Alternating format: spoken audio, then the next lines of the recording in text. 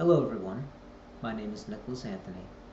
This is our 8th week, and this week we are supposed to choose a topic that is controversial, explain our viewpoint, and talk about the reasons why we think that way. For my topic this week, I've decided to champion pro-choice. The reason I have decided to champion this topic is because politically I am pro-choice. I believe everyone should have the ability to live their life as they see fit. They should have the ability to choose with their bodies and what they want. Although, personally, I have the opinion that any child I ever father, I would want to live, no matter the circumstances. That is a choice I have made. And because I recognize the fact that that is a choice, I believe everyone else should have the capability and freedom to make that same exact choice I made. A lot of my friends in whom I explain this get a little confused and frustrated with how I could have a personal standard but not want to make law that makes everyone else uphold the same standard. And the point and contrast that I have for this argument, why I bring it up, is because I find myself to be a constitutionalist. Everyone's inalienable right to live their life how they see fit brings me to that conclusion that I have presented to you. If I were to deny someone the chance and capability of making that choice, to look at their life and say, I want this child in my life that I have created, then I would be wrong. I would not be presenting a forthright opinion. The Constitution is the lead to any position I take when it comes to political conversations, drafting law, and laws in which are made to protect people and the choices that they can make, the ability to live their lives.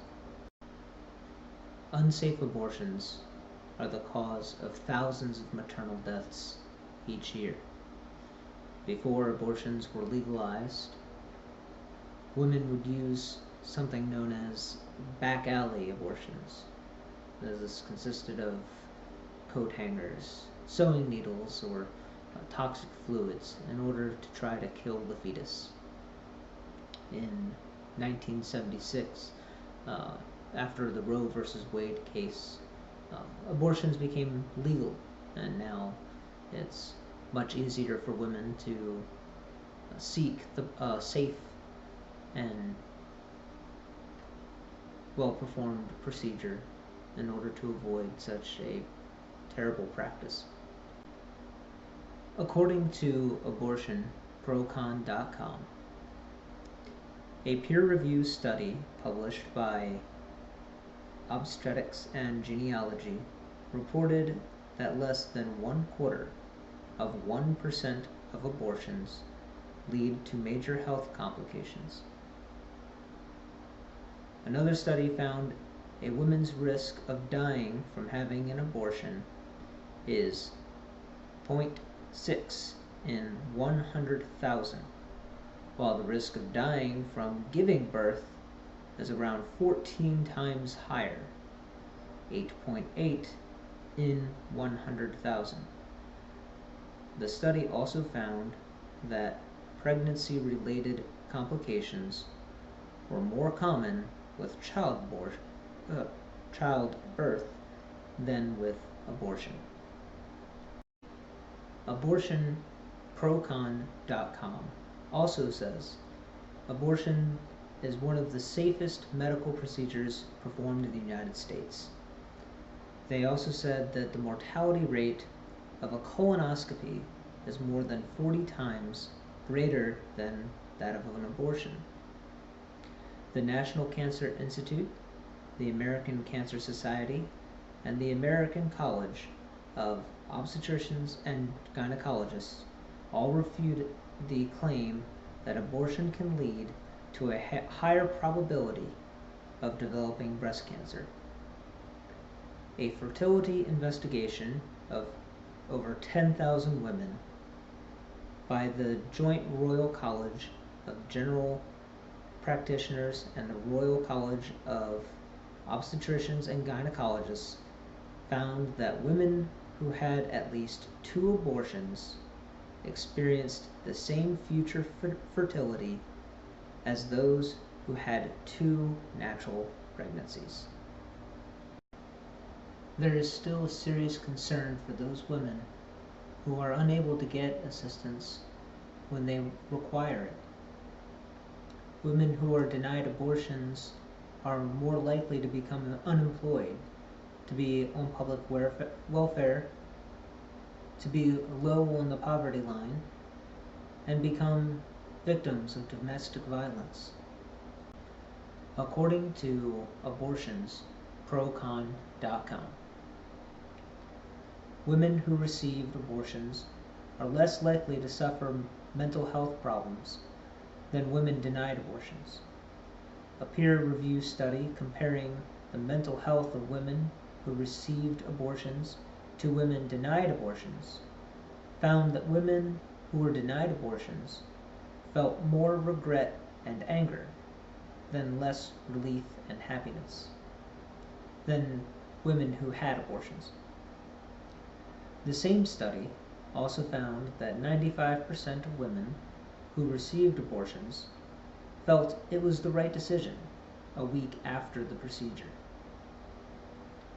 Studies by the American Psychological Association, the Academy of Medical Royal Colleges, and the researchers at Johns Hopkins Bloomberg School of Public Health all concluded that the purported links between abortion and mental health problems are unfounded. There's nothing better in life than being able to make your own choice without impedance. The ability to make a healthy choice, something that will be able to help you grow and improve yourself, something that is made available. A study at the University of California in San Francisco found that women who are turned away from abortion clinics because they had passed the generational limit imposed by the clinic